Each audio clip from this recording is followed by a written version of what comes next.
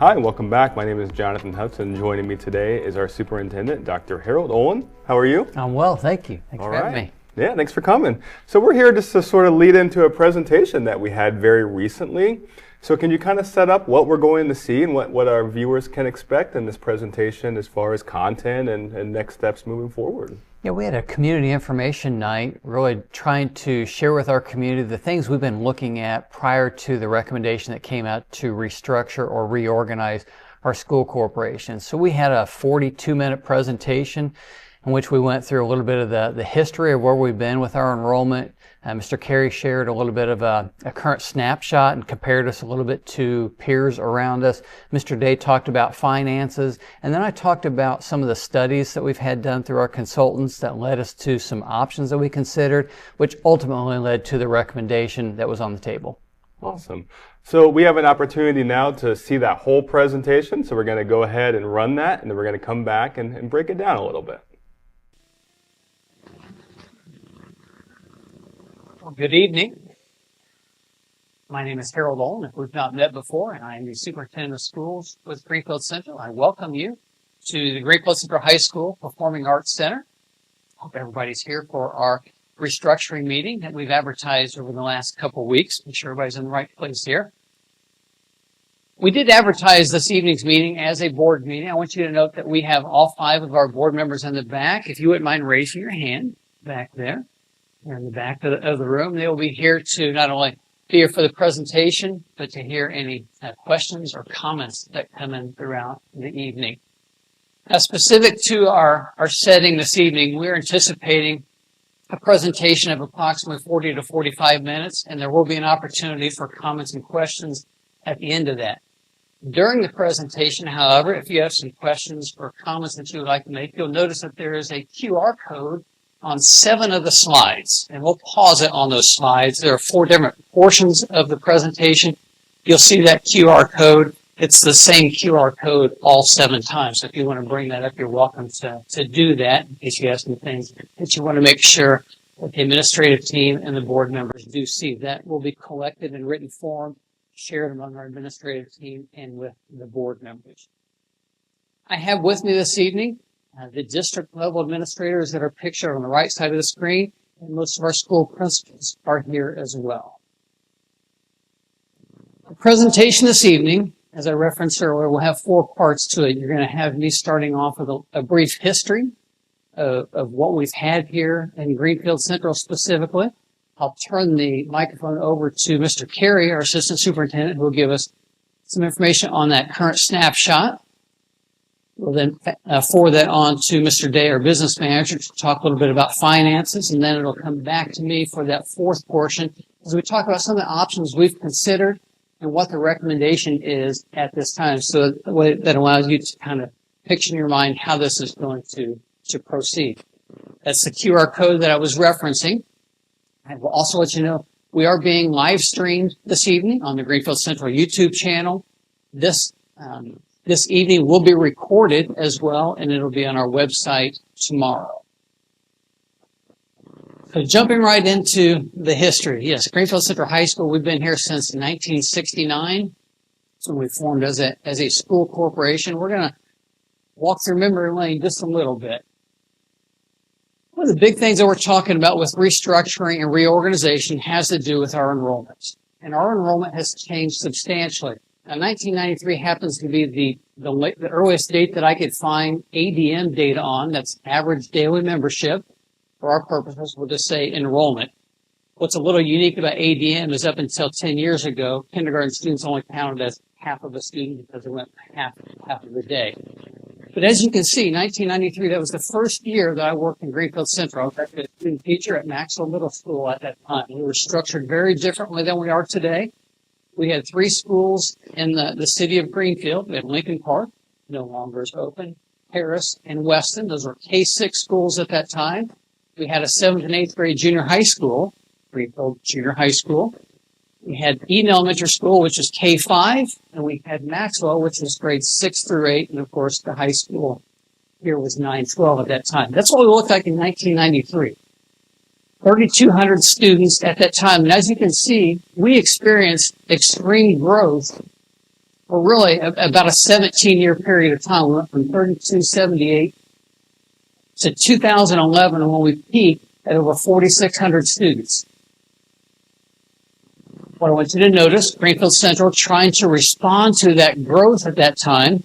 We did add J.B. Stevens Elementary School. We closed Lincoln Park at that time, and J.B. Stevens opened, has the capacity for about 700 students. We opened the junior high school in 2010 for all of our grades 7 and 8 students, and that has a capacity of 840.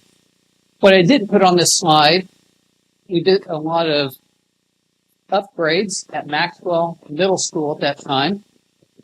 Maxwell was a school of about 225 students in 1993.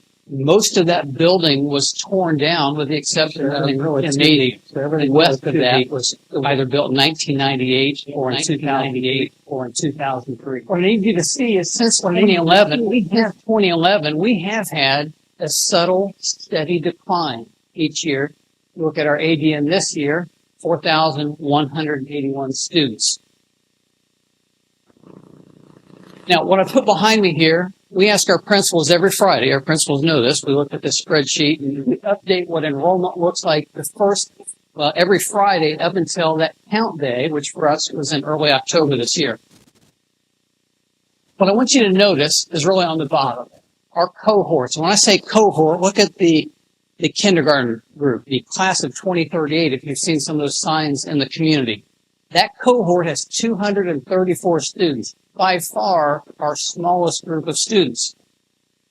What's ironic about that is our smallest group of students last year, class 277, when they were in kindergarten, that was about 265 students, give or take a couple. But our smallest cohorts are K1 right now. And if you look at our elementary schools as a whole, K3, they average 283 students per graduating class.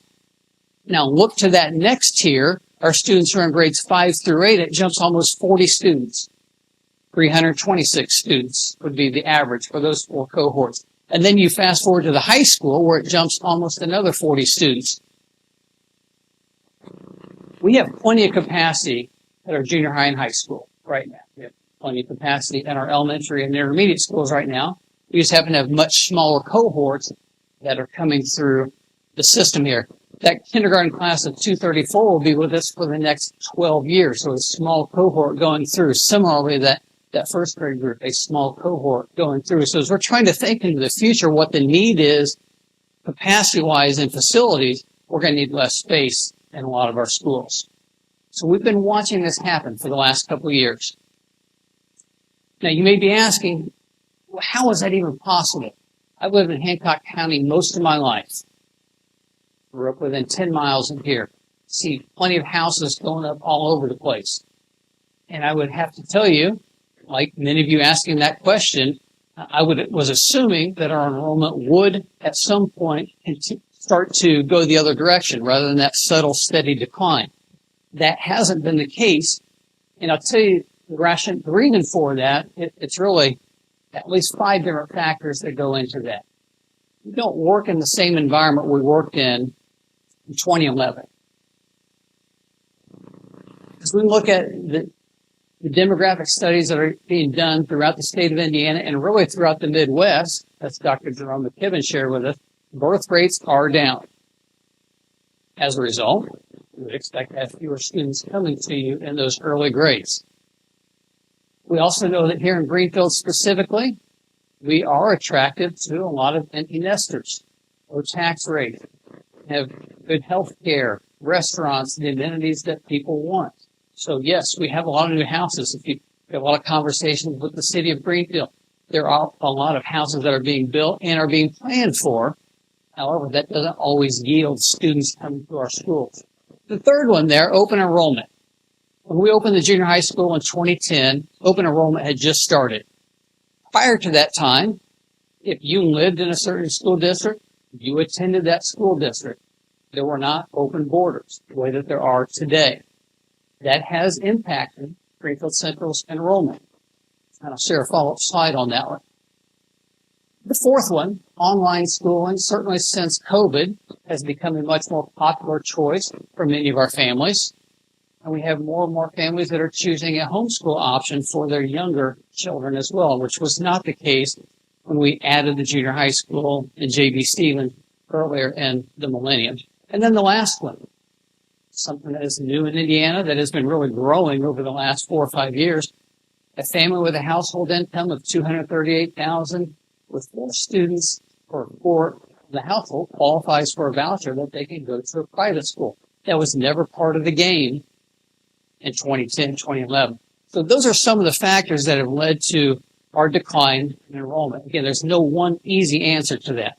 But the one that I get questions about, specifically on the transfer piece, would assume if people are not coming to your school that you are doing something wrong, perhaps. As we've looked at schools throughout the state of Indiana, there are 92 counties. The school corporation that serves the county seat, in 84 of 92 instances, they lose more students than they bring in open enrollment. I tell you that, not as an excuse, but as a reality. That is the reality in Indiana. And then if you back that up to the 18 school corporations that are most like us, that serve the county seat, that have between 3,000 and 5,000 students, they all lose more students than they bring in as well. I don't have the magic answer for it, but that is the reality. Now, I would set the stage with a little bit of that history. At this point, I'm going to pass it on to Mr. Carey. He's going to give you a little bit of a current snapshot. Thanks, sir. I'm Jason Carey. I'm the assistant superintendent here. We're going to talk about our current snapshot here at Greenfield Central. Those of you that are not aware, this is our current structure right now in the district. Our Tier 1 schools, kindergarten through 4th grade, we made that change last year. We used to be kindergarten through 3rd grade. Notice where those students are split up. Notice that distribution. Get to Tier 2, again, looking at Maxwell and GIS, we're going to talk a little bit more about this later. Again, a little bit smaller cohorts. We've got Tier 3 with the junior high and Tier 4 with the high school. Those are our current numbers, just a current snapshot of where we are. If you remember nothing else from my portion of the presentation, this is the part that I want you to see. When you compare us to other schools in this area, we are a little bit of an anomaly when you talk about how many students we serve and how many buildings we have. Most school districts our size are serving that number of students with 5 or 6 buildings. Again, more buildings, we'll talk about efficiencies. Just remember this as we kind of go through it here a little bit. Preschool and childcare. Right now we have approximately 200 students that we serve in preschool classrooms in our school district. We have 10 different classrooms spread out over 3 different sites. We have our site at JB, we have our site just south of the high school, we have a class at West. Ideally, we would love to have all those preschool classrooms in one facility. When you talk about being efficient, when you talk about having the same experience for those kids, it makes a lot of sense to have them all under one roof when you think about different services you're providing, access to playgrounds, all those things. And it's just not something that we're doing right now. We are trying to meet the need in the community, and it is something that we are just trying to do as best we can. But we have an extensive waiting list, and we would be able to open several more classrooms if we had the space and if we had the ability to do that. So we know that's a need in the community. Earlier this summer, we opened a staff child care facility. Now, we were able to do that because we received a very sizable grant from the state of Indiana. And this was something, again, that we heard was a need from our staff members. They need an option for someone to watch their kids who are not ready for preschool. And it's been a great success. So we're very excited about that. But again, thinking about big picture and trying to expand that, it's something we have on our mind. This last piece is just talking about efficiencies. We talk about this a lot in the office. You know, there are educationally sound decisions and there are financially sound decisions. I think we could all agree that you would love to have the smallest class sizes possible for our teachers. They can have more one-on-one time and give those kids the attention that they need. But we have to balance that with the financial reality that we live in. So it's just something we're always talking about. Having schools, as many schools as we have, makes it hard to be efficient. You know, remember that graphic where a lot of the schools that are our size have 5 schools. We have 8. We have 8 principals. We have 8 secretaries. We have 8 nurses. So those costs come along with all those different schools. And so it's hard to maximize what we're doing as far as class sizes. It's hard to maximize your transportation dollars. There's just a lot of things that go into that. So again, just something that we're wrestling with, trying to make sure that we are doing what's right for kids, but also keeping an eye on that financial piece as well. This time, I'm going to turn over to Mr. Day, our business manager.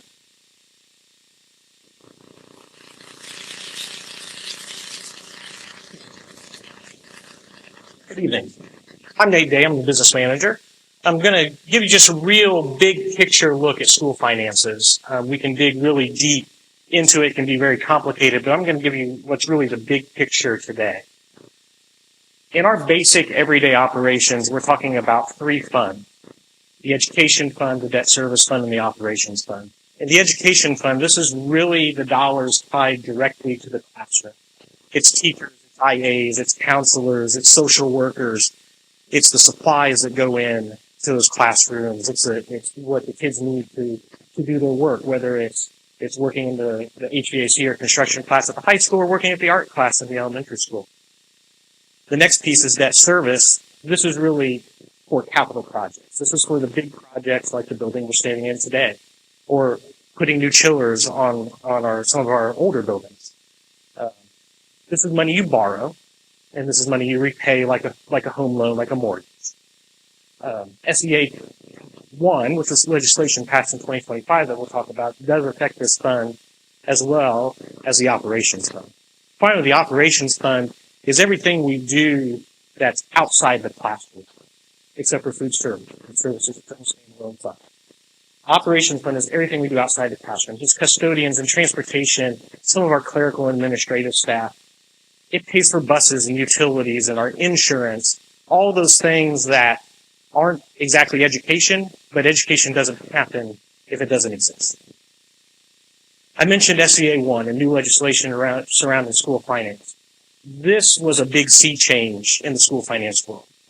I talked to my peers, I talked to people who have been around for a long time, and this is probably the most substantial change in school finance in the last 50 years. This really changes how we calculate tax rates, the type of property tax levies that are available to us, the type of tax revenues that are available to us.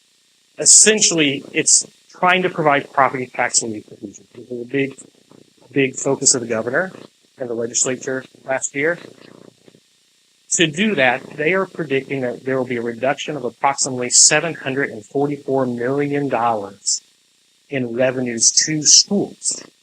Now, that doesn't count the money that also is being reduced from counties and townships and cities and libraries and all those other units. Just schools alone is $744 million in the next 3 years.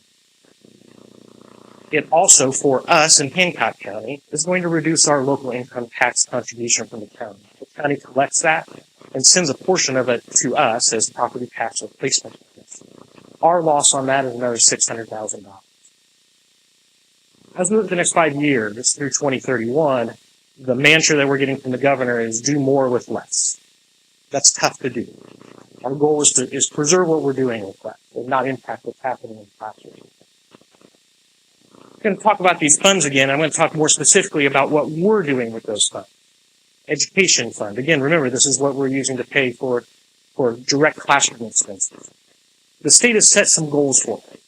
The first is that we spend at least 65% of our fund to pay for teacher compensation. And that counts their salaries, their benefits, their taxes, the school share of taxes, their retirement, all of that. We currently spend 72.27%. We exceed the state's goal. The state allows the school corporation to transfer 15% of our education fund revenue over to operations fund. We decided that's not what we wanted to do. We wanted to keep it in education fund, use it for our teachers, use it for our IAs, use it for those classroom needs. And so we only transfer about 7% right now, well below the state average. This wasn't on the original side, but as we talk about fiscal management and fiscal responsibility, we do set aside a little bit of money in a rainy day fund. It allows a couple of things. It gives us an opportunity when something comes up that we can dip into it to pay for something that we didn't expect. A rainy day. Also, it allows us to have a good bond rate.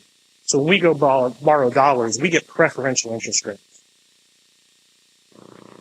The operations fund, again, this is primarily via property tax. This fund is going to get hit the hardest by SEA 1.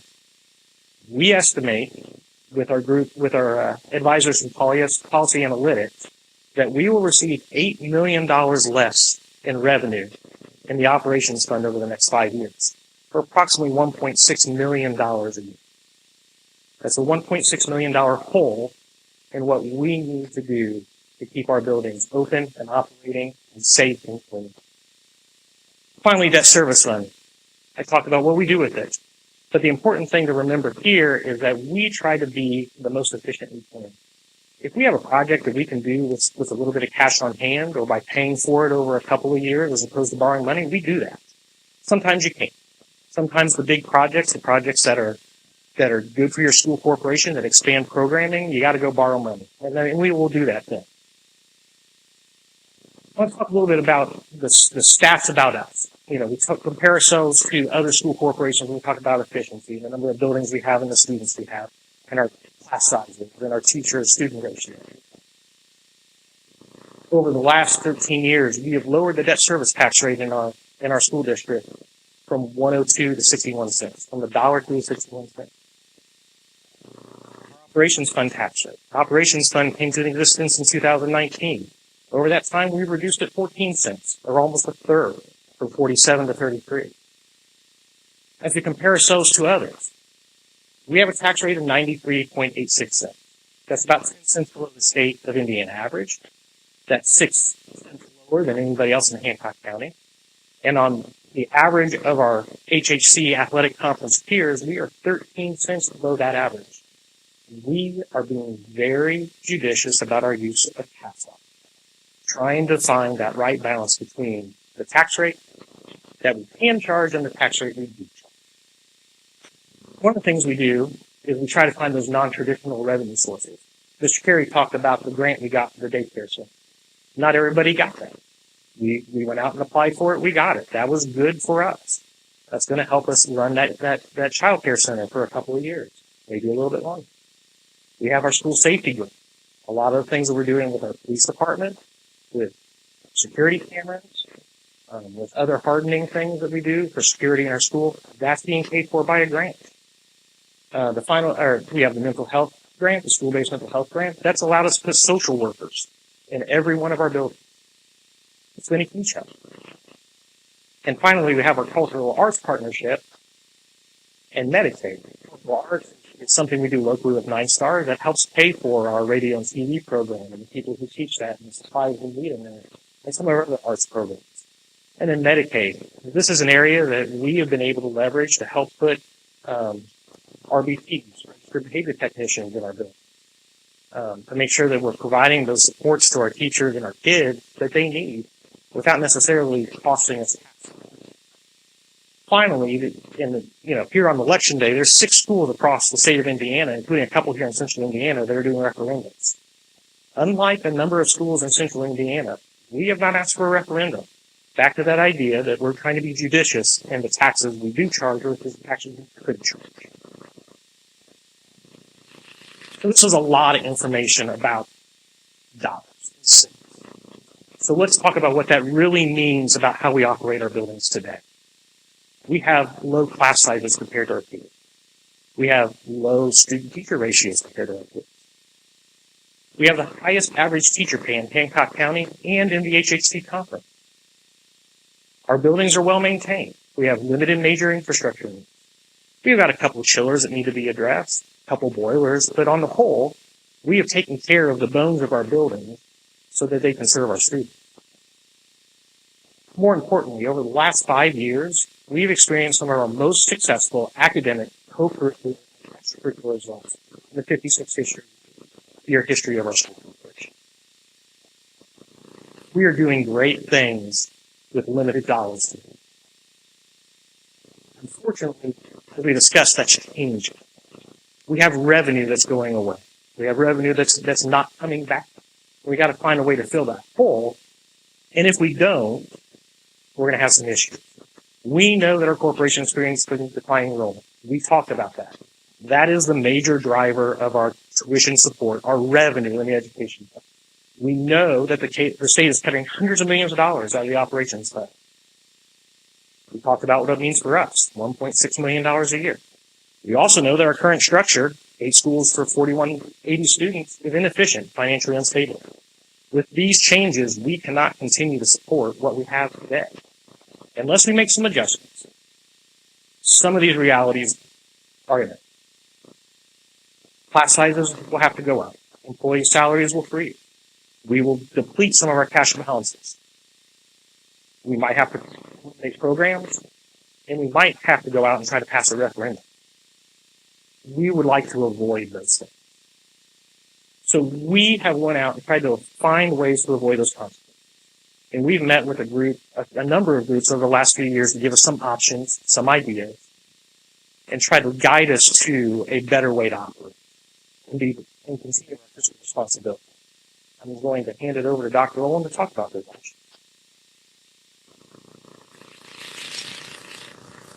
I'll leave it there for just a moment in case you want to access that QR code. I know we've gone through a lot with the history, the current status, and finances.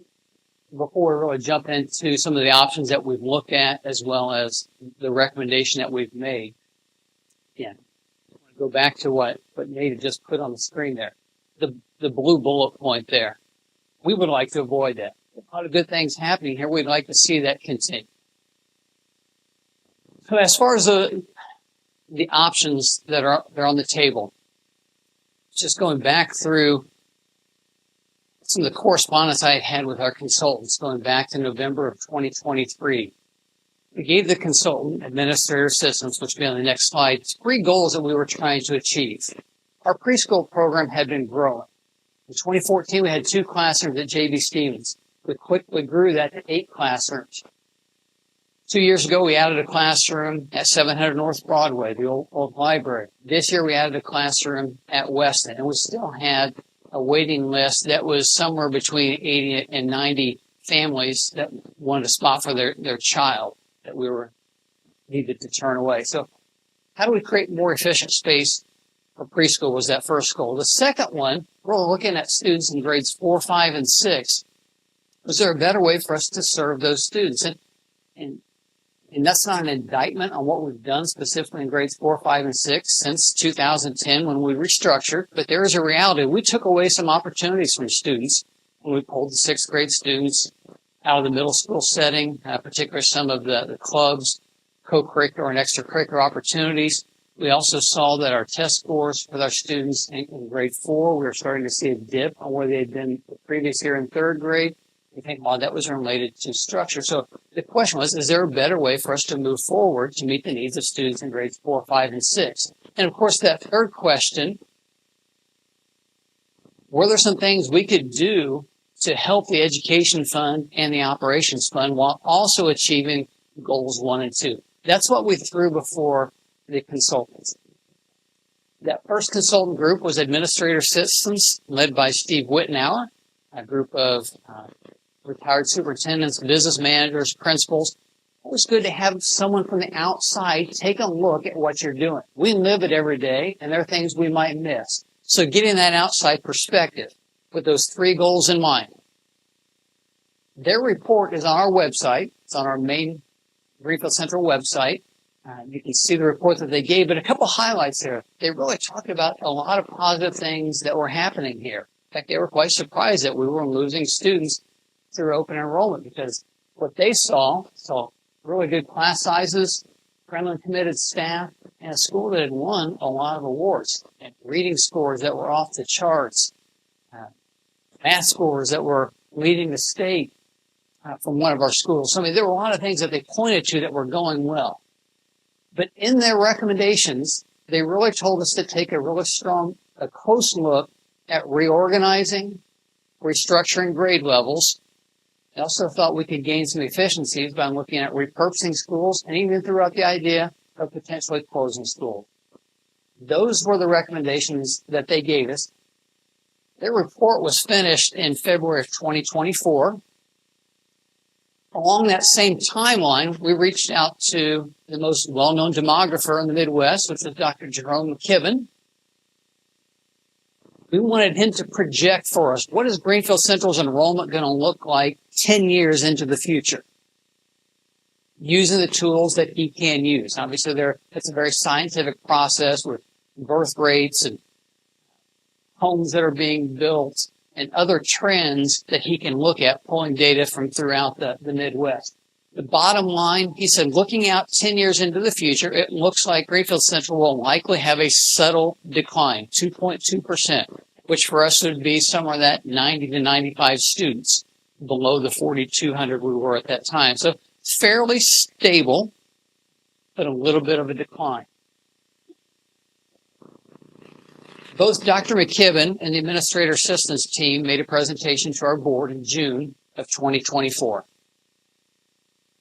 We wrestled with that. We had a lot of conversation, not only among our administrative team, but with our school board, and trying to think, what would those next steps be for us?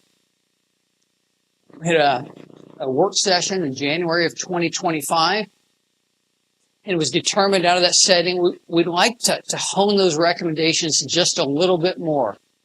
So we reached out to a third group, Higher Achievement. They gave us some recommendations that we should consider moving forward that were much more specific than the broad recommendations we received from Administrator Assistants. And before I address the three recommendations there on the left-hand side, I want to point out again, you see on our website, all three of those studies would be available to you on our website. Information from our instructional reports that we give to the board and we give to the daily report would be available for you to look at as well.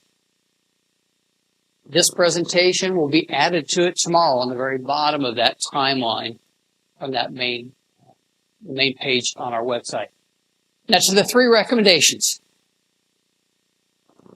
The first one, the recommendation was that we combine our intermediate school students together. The recommendation is to do that at Maxwell on that site. Putting dollars to the paper out there in front of you. We're looking for some efficiencies.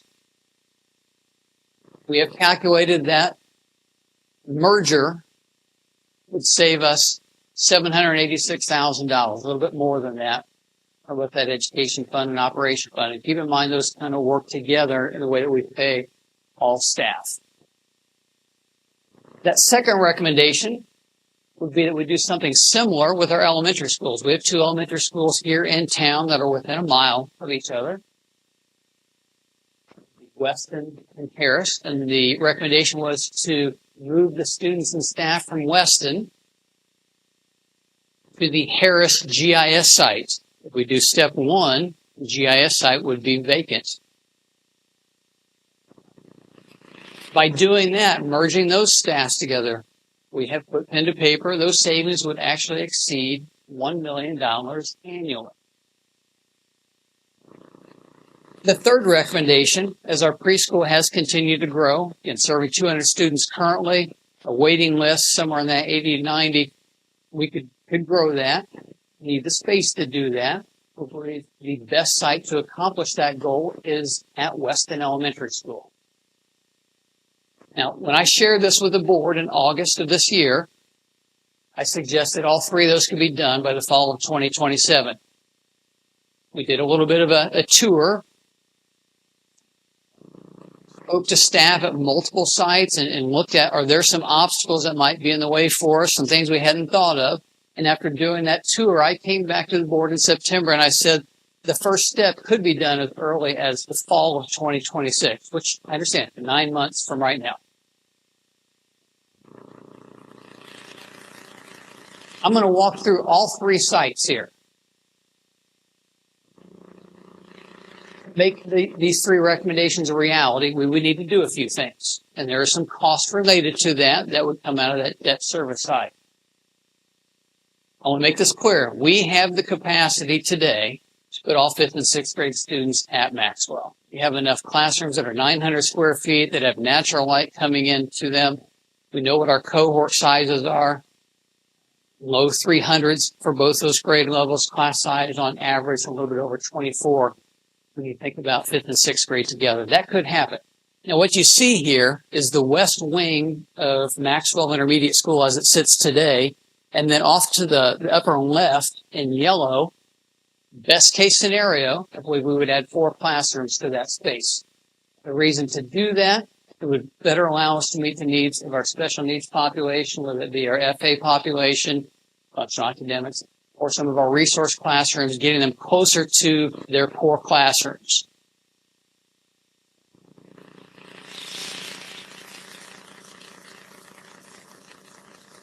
The second component of that, what you're seeing here is the Harris GIS site. Harris is on the bottom left quadrant. The upper left quadrant would be the Greenfield Intermediate School floor plan.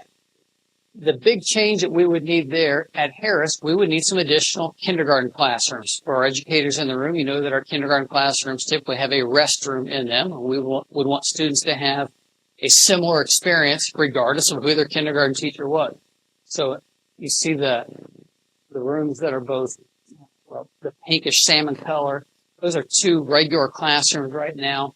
Actually, 3 classrooms we would turn into 2 kindergarten classrooms. They'd be a little bit larger, having the restroom in it. The kindergarten classroom on the far right exists. We would just need to, there's 2 rooms there, a regular sized classroom and a smaller study carrel though that would need a little bit of light renovation. And over at GIS, those are 3 science labs that would need a little light renovation.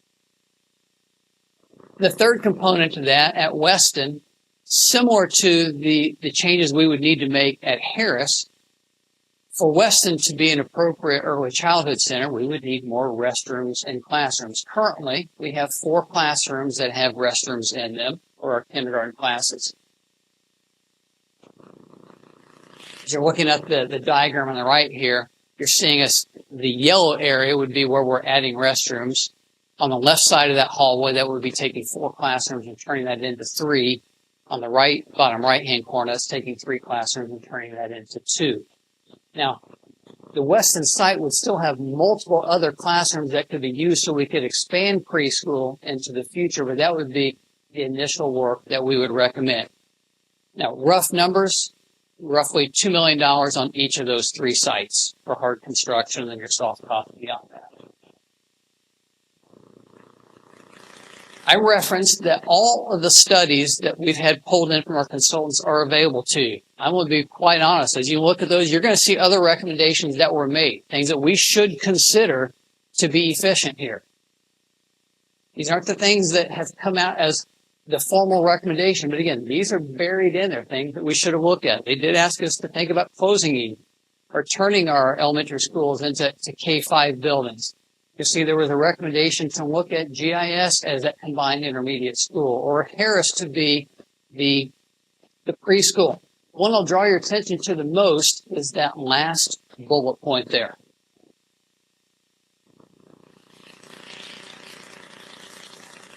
The information that we received from Higher Achievement made a strong recommendation for us to look at adding 6th grade to the junior high school. And to be frank, there is a lot of merit to that. Losing a transition would be good for students.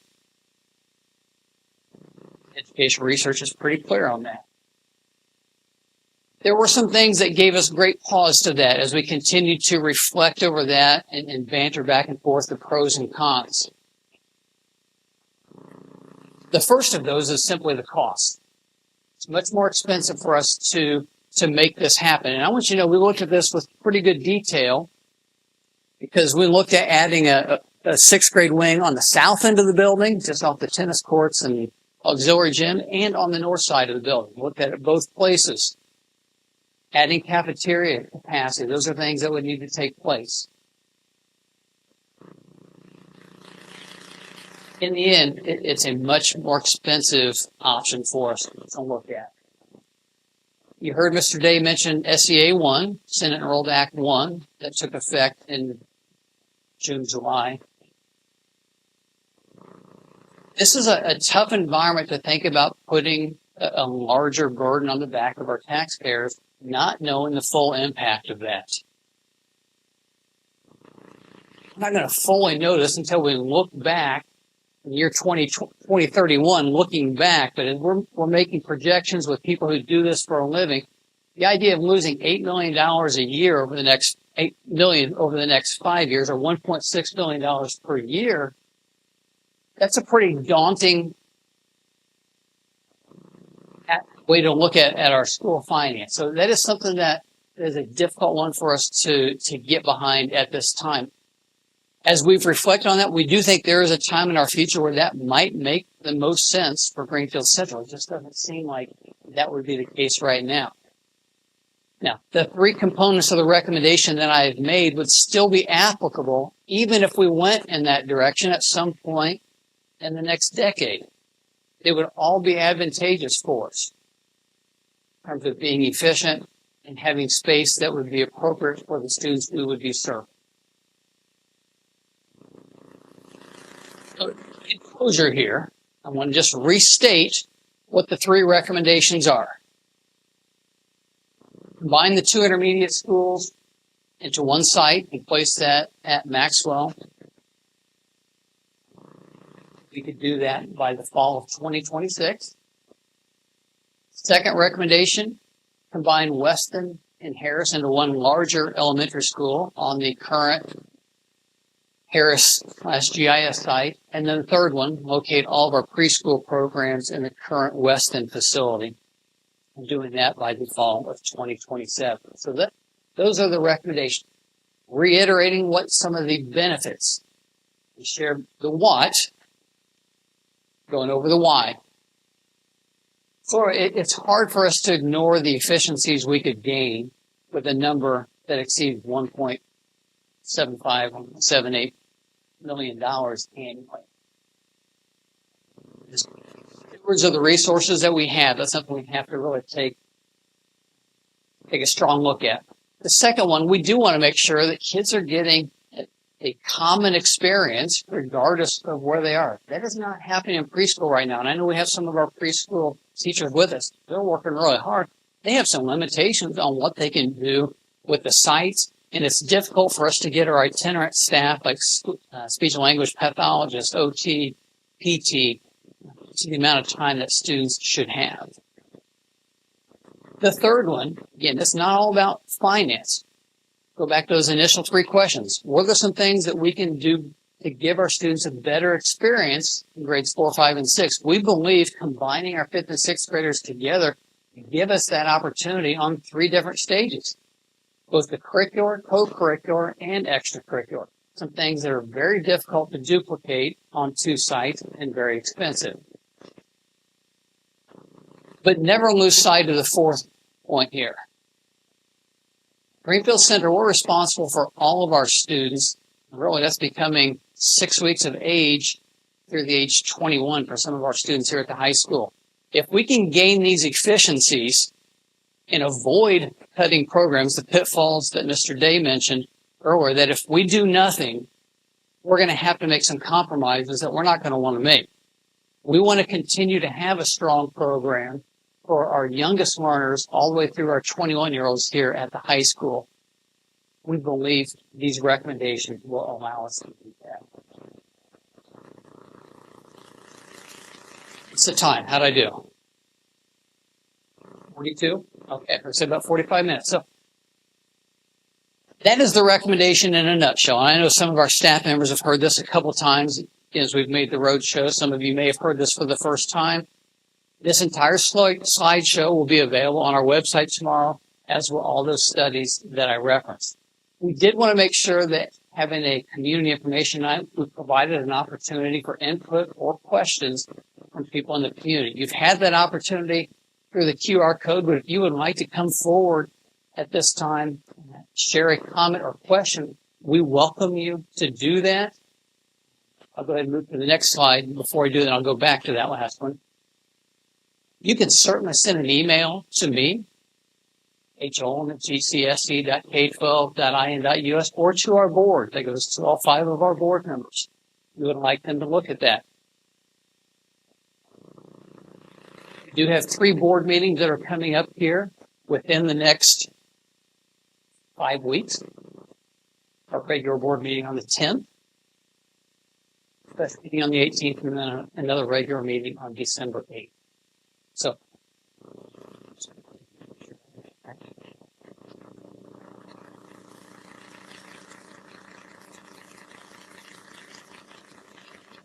go back to this. If you would like to, both these mics are hot on the front of the aisles. If you'd like to come forward and again, ask a question, make a comment. Our board members are in the back there, our administrative team here as well.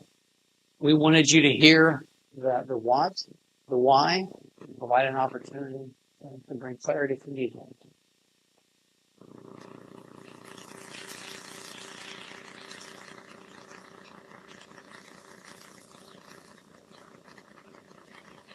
Brothers, go right ahead.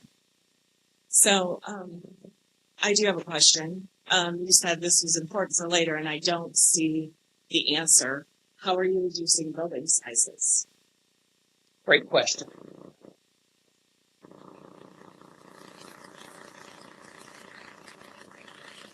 There are portions of GIS. We would likely not use the entire second floor of GIS. And if you also notice the classroom space north of the courthouse or the courtyard, there you go, would not be utilized in what we have planned out at this time. There are portions of Weston that we would not be using as well, probably about half of that building, the north half of that building.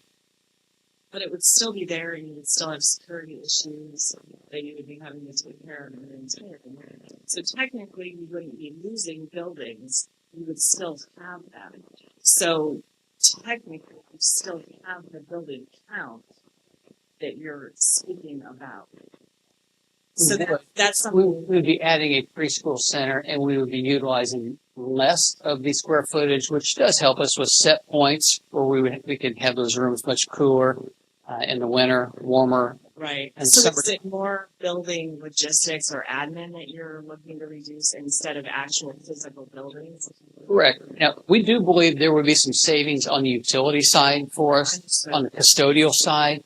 Much of the savings that I referenced there, the $780,000 a year, specifically at the 5-6 building and a little bit over $1 million at the elementary, most of that is staffing. That's all staff. Yeah, that's okay. So my next question, looking at this and thinking about what I've heard as a parent over the last 2 years, and then as a intermediate parent, and then also being through elementary, you've been wanting to centralize.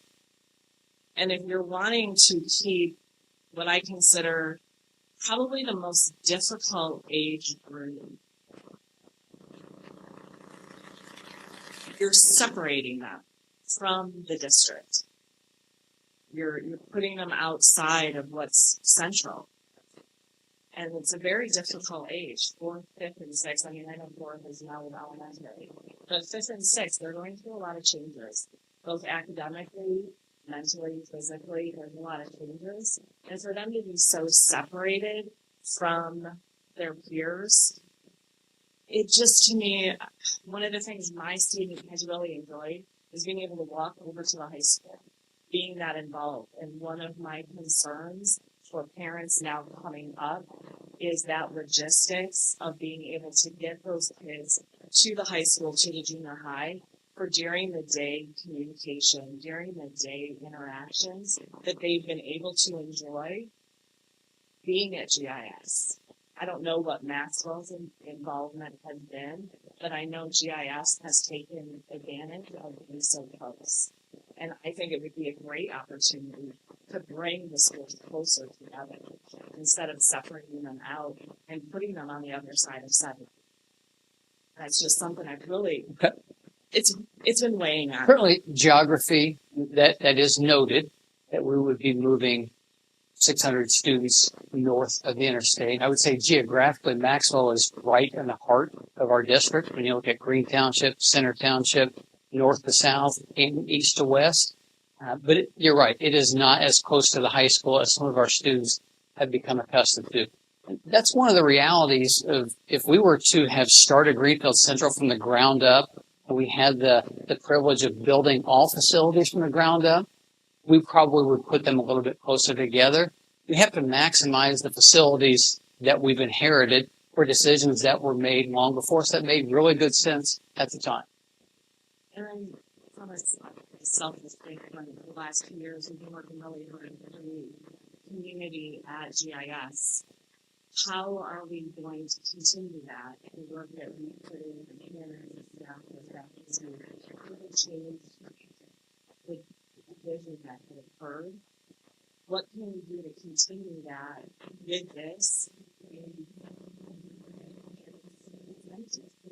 What are we going to do to grow and build our community? We've been working really hard. Tiff, I think it's a great question. And I mentioned that I came to Greenfield Central in 1993 as a student teacher. I was actually hired as an assistant principal in the year 2000. I had the opportunity to help merge two middle schools together, Greenfield Middle School and Maxwell Middle School, to form Greenfield Central Junior High School, where we merged two schools together that had a culture for 7th and 8th grade students with another school that had a slightly different culture, moving them together. It will take some very intentional work for that to happen, but it's certainly very doable.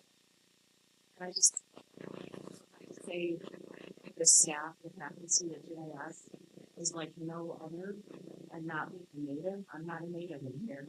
And I have felt so welcomed by the faculty and staff and what they do for their students, how their community is. I can't imagine losing that and not having other students from the students. That is very frightening for me. And that comment that you showed from the United Kingdom study, it was very shocking for them to see the breakup. What we saw was so good. So that was sort of disappointing.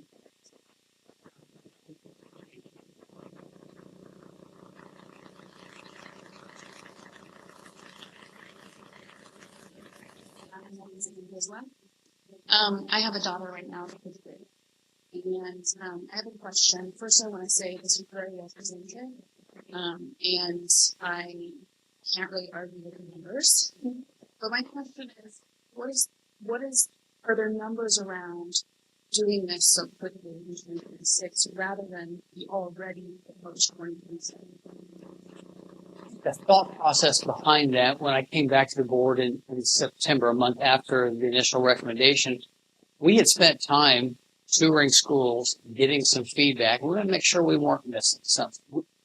We made the 4th grader, I left that out of this whole thing. Obviously, we pushed 4th grade students back into the elementary school last year after speaking with parents about that, and it was over 80% of our parents said, yes, we want our kids to experience 4th grade in an elementary school. We made that happen between probably between April and the start of school. We don't want to be rushed in making a decision. We made it happen. It wasn't ideal. I think our principals did a great job of welcoming the 4th grade teachers at that time. We believe 9 months is plenty of time for our staff to get acclimated to a new facility. Obviously, if the board is still inclined to make that move formally, we start putting that leadership team together, the teacher team leadership together to make that happen.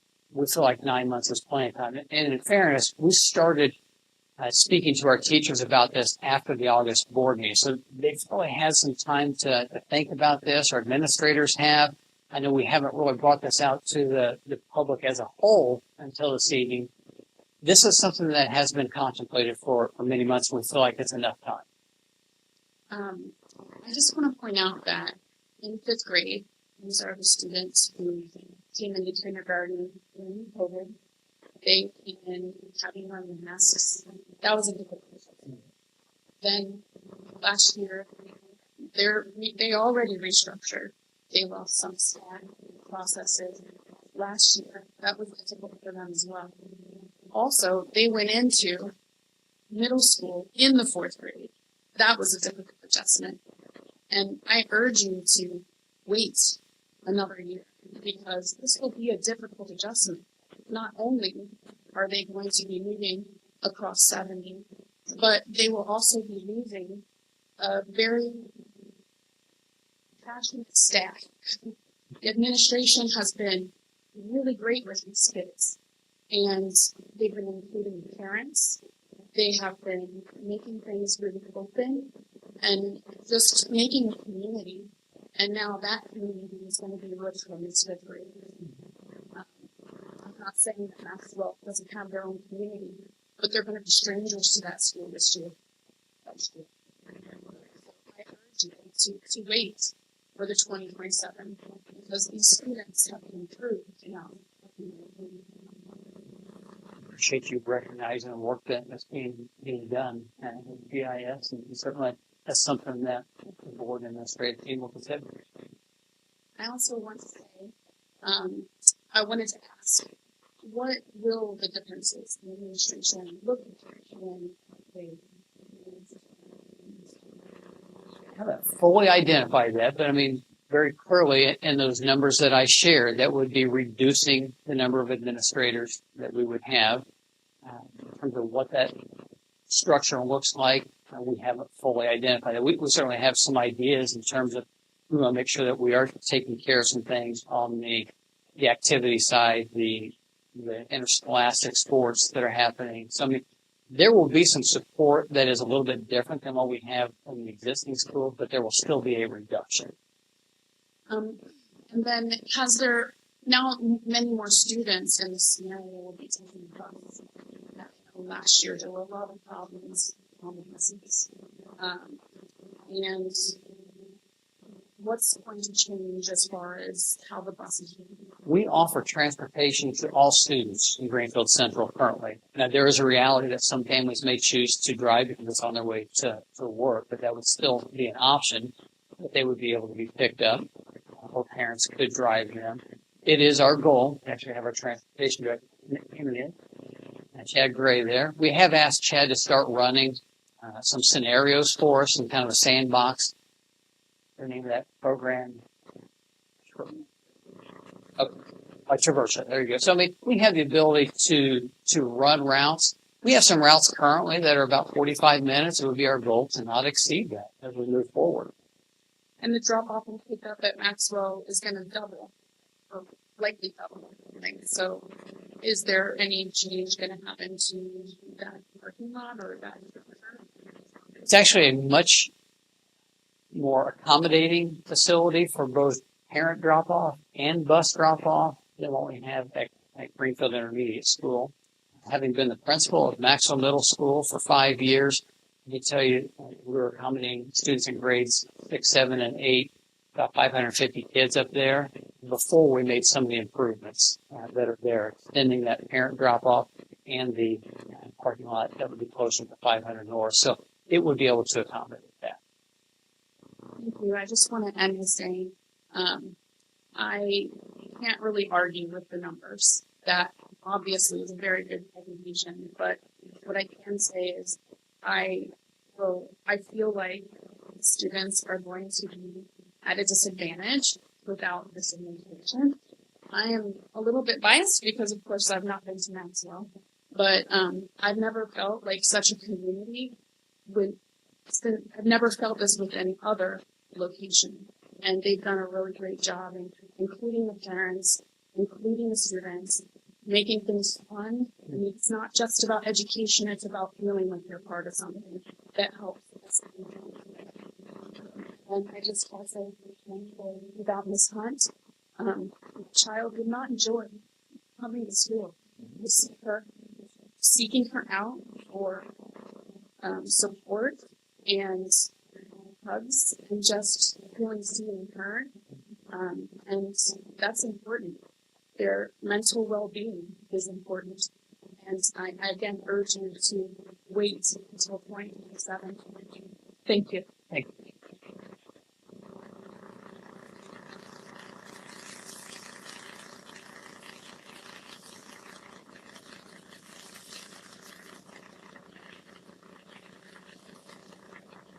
So I just wanted to give everybody kind of an update on how Greenfield Central kind of got to where they're at now as far as where building locations are. Back in the 50s, there was actually 3 high schools in the Greenfield Central area.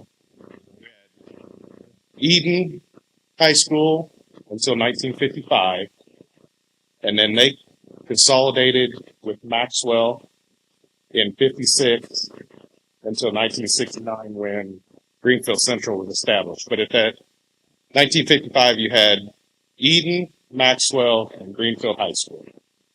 So once they closed Eden High School in the spring of '55, then they became Hancock Central at Maxwell.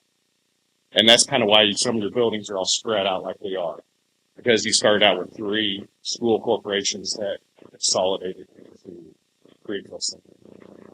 I just want to kind of give that for a little bit more of a history for those that are newer to the community than obviously I was born and raised in this area. My question I have with the suggestion of having all of the 5th and 6th grade at Maxwell is, how are you going to have enough space? I understand classroom sizes and everything like that. You're going to have some classrooms that were opened up because of 4th grade when we like to do it. I'm more worried about like your food services and things like that. How are we going to get all these kids in one building fed in a timely manner with a kitchen I don't see big enough to have that many more students going through the line, being able to do it in a timely manner? Logistics would be something we would have to adjust from what currently exists at, I'm looking at Familiar, because she runs that right now. I'll probably go back to the time period when I was the principal at Maxwell Middle School. We had students in grades 6, 7, and 8. We had 550 kids there. We would be talking about adding to that another 50, 60 students. We have had a look specifically at the cafeteria and the kitchen space yesterday, working with Amanda Stout, our director. There's some things we believe we would want to increase in terms of some storage space for freezers. The 2 serving lines, we believe, still can be sufficient for the number of students we would put through there. There might be some light remodel we would want to do with the removing the stage, which has probably been used how many times in the last 0 in the last book. I mean, there are some things we can do to create some additional space in there, we believe, to make that work. But yes, you always have to take a look at some of those spaces specifically. Can you serve an increase in enrollment that is there? The preliminary looks that we've taken with our specialists, we believe we can. I just feel like you're trying to pack a lot of kids into a really small area, and those parents that have had their children in the, obviously I'm more of a person, but I see a lot of things that Maxwell does do good as well. I know it's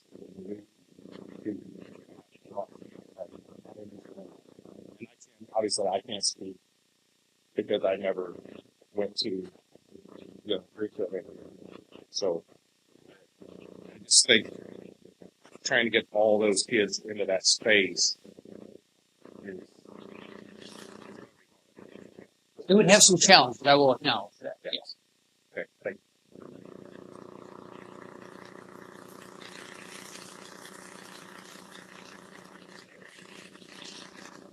Member. I am the cafeteria manager at Maxwell. And with some discussions with the director of food service, my boss, I want to make sure that this whole merge thing isn't being rushed. I don't think that the answer to all of our food service problem is to give me a second freezer that's off the boiler room in a separate location of my kitchen in itself. Not to mention the fact taking on 2 to 4 positions for my staff. I don't think taking the stage out of the cafeteria, I think it was like 10 feet of space, is going to give us all the room that we need to accommodate all of these children. I know you said that you were the principal there for 6th, 7th, and 8th. Correct. You said 550? 550 from 2005 to 2010. Yes. Did we do, or did you guys do a whole lot of batch cooking back then? Everything was made a little bit more by hand. Everything, all the food that I get now comes in giant cases that have to fit in my freezer, and I just don't think the right answer is a temporary fix to give me a freezer in a separate location. So I just feel like if this is something that you all are jumping ahead on, I think everything needs to be taken into consideration. I love my job. I love my students. I love my staff. And I want to make sure that you personally are not setting me up for failure, because I will take that personal. I've worked very hard to get where I am, and I just want to make sure all details are being set out. Don't set us up for failure. Your concern has been noted. Thank you.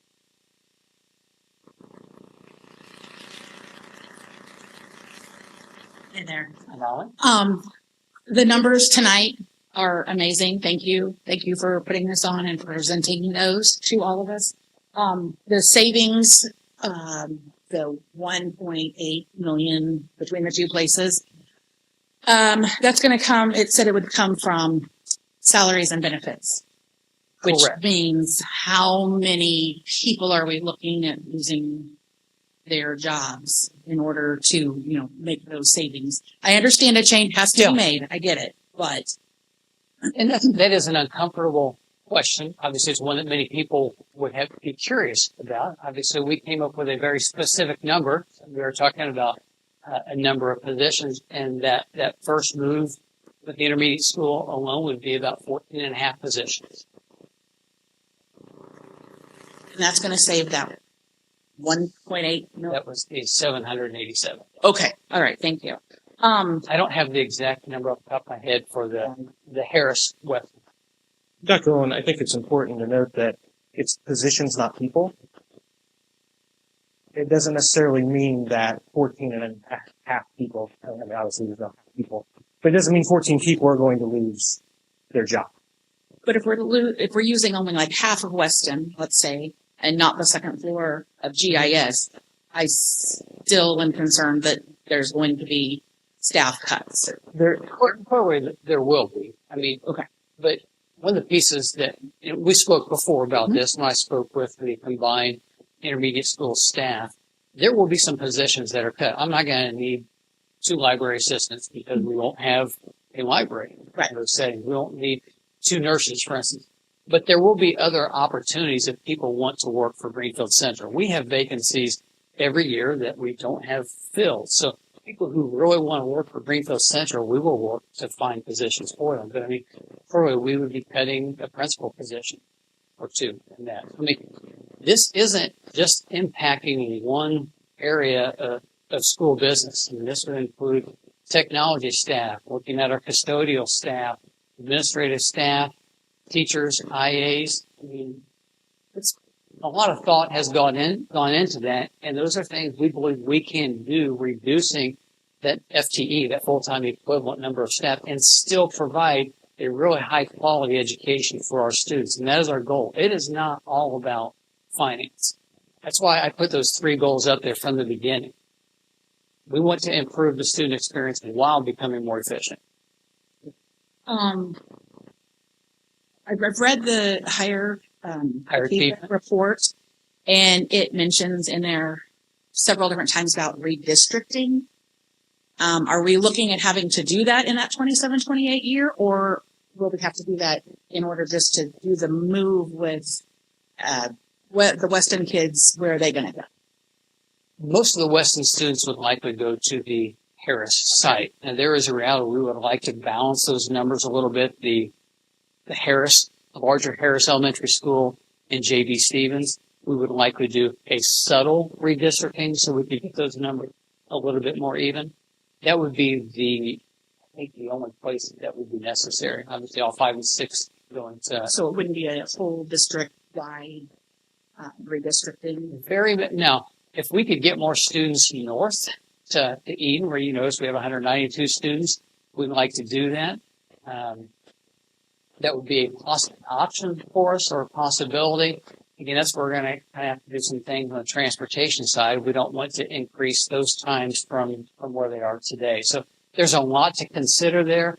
Yes, when I was principal at Eden, we had 405 students there in 2001. We have half that now. We have had demographic shifts. A lot of the families that have aged in place north of the interstate don't have school-age children now. So we're having to, again, work with the realities that we have there. But subtle redistricting. Nate, you want to add anything to that?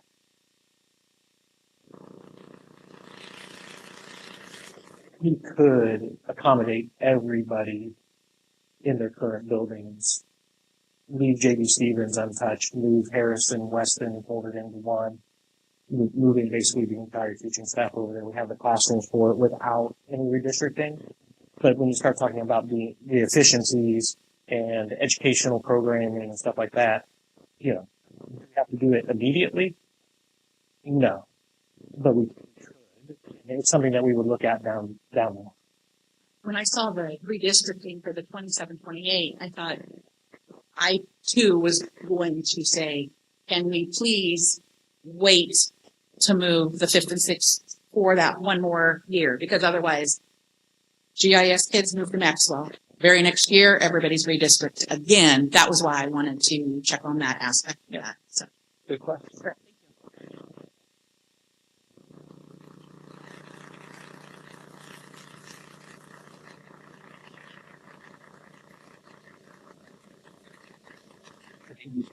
I'm Bowman. I have 2 students at Weston.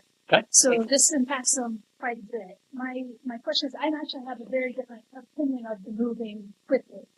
I have a daughter that's in 4th grade, so that means if we don't move quickly, she goes from 4th grade to GIS, to Maxwell, then to junior high, and that's 3 transitions in 3 years, which is quite unreasonable for, especially a neurodivergent child.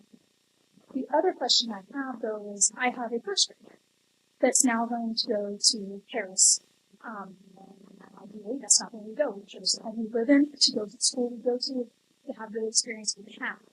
But we're getting something like that, so we're going to try to work with it. What does the classroom size look like for that school? You mentioned 24 students for Maxwell. What does that I look think like? for 5th and 6th grade, if we were to combine them. Okay, so what do the classroom sizes look like for both of those?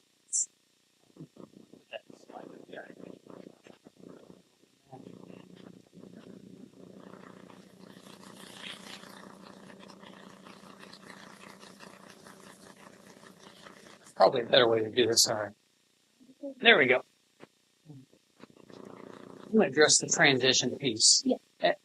At some point, even if we were to do this next year, the existing students at GIS would have 3 schools in a row.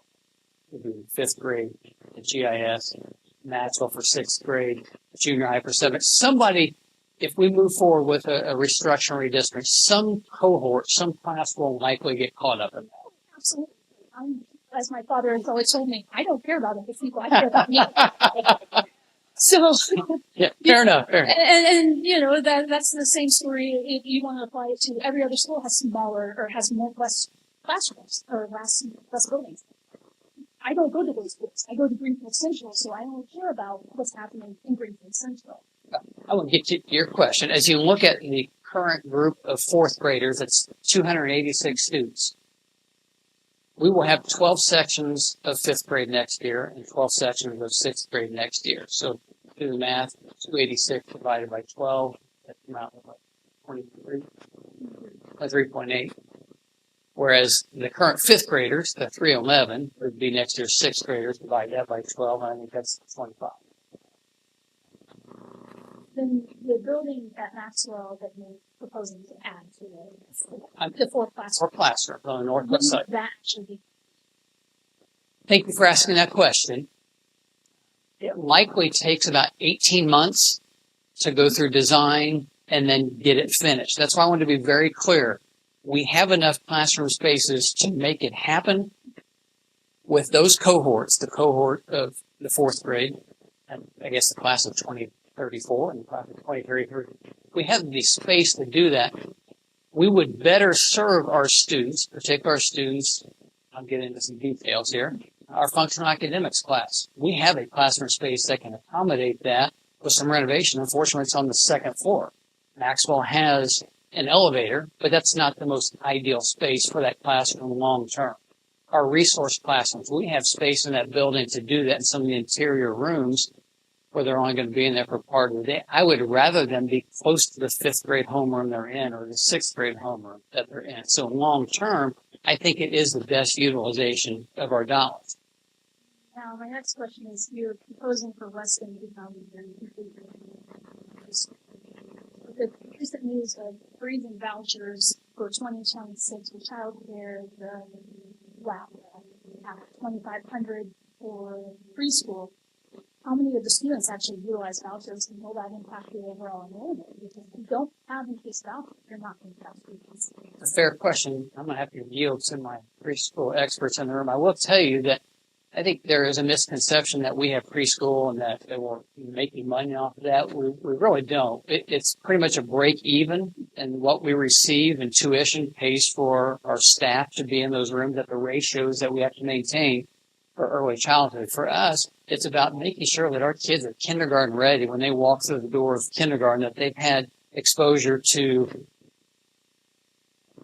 schooling things. I mean, how to sit, how to hold a pencil, how to recognize letters and sounds. So it's really kind of a break even. Now, we have some families that do choose to use their vouchers because we are a path to quality, and families can use that. Ms. LeClaire, I'm going to yield to you off the cuff. Dawn? Here.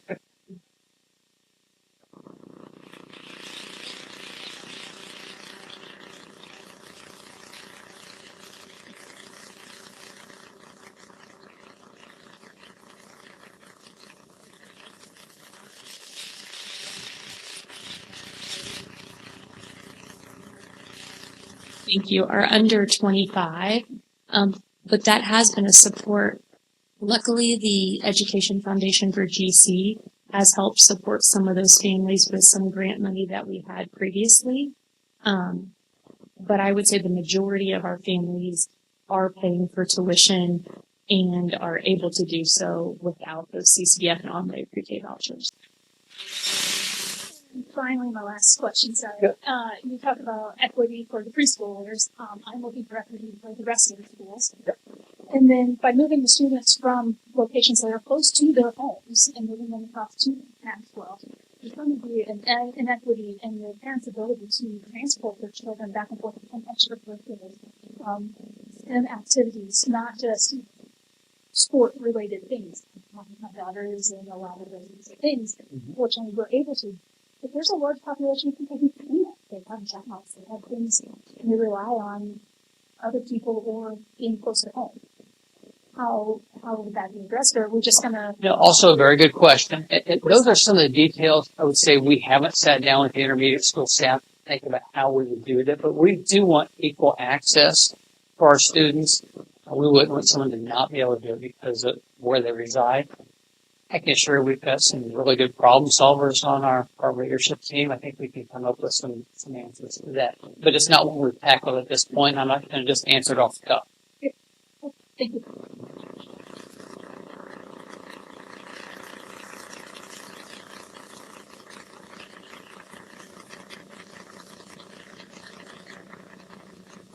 I'm not sure exactly what you expected when you chose to spend your evening with us tonight, but I hope it was informational. Gave you what you needed to better understand what we're trying to accomplish, not only the what, but a little bit of the why behind that, some of that how that we would certainly continue to work through. I go back to, maybe go ahead and put on the last slide. Again, you may walk away from here and think of some questions you wished that you had asked or some thoughts and you want to make sure that we're thinking of. I put that back up there. My email is available to you all week. The board email also is something that you can access, and I'll make sure that they see that as well. I reference that we do have 3 public meetings coming up in the next 5 weeks. So I'm grateful that you took the opportunity to be here this evening to learn a little bit more and to share your perspective to make sure that we are thinking through really everything. We're going to take a step like this. So on behalf of the Greenfield Central Administrative Team and the board in the back, I thank you for joining. And welcome back. We hope that you got a lot from that presentation. There was a lot in there, Dr. Oland, a lot of details and a lot of next steps. So I guess for those that are watching this, what can people expect in the next months, even next semester?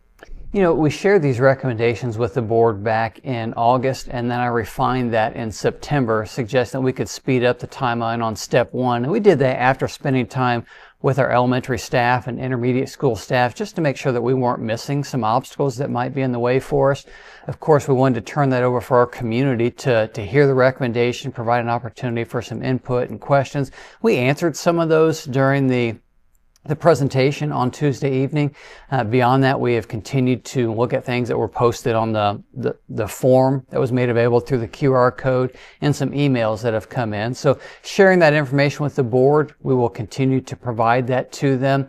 We do have a board meeting coming up on Monday. I'm sure the board will discuss that a little bit in that setting. And if people do have further questions, what's the best way to get in contact with central office? If they just want to hear from you or Mr. Carey or anyone else involved in this transition period? Yeah, certainly all of our email addresses are posted on our website. We posted that during the presentation. The board has an email, board@gcsc.k12.in.us. That's probably the best way to reach us, or phone calls can come into the district office, 317-462-4434. Those would be the best 2 ways to reach us. Still having phone numbers memorized. That's impressive. I know I can't even memorize my own phone number, so that's great. So thank you for coming in, Dr. Olin. And as always, guys, if you do have questions, please do reach out. We have a great central office that will answer any questions and concerns you have. And Dr. Olin, we will see you very soon. Thank you. Thank you. And thank you guys for watching.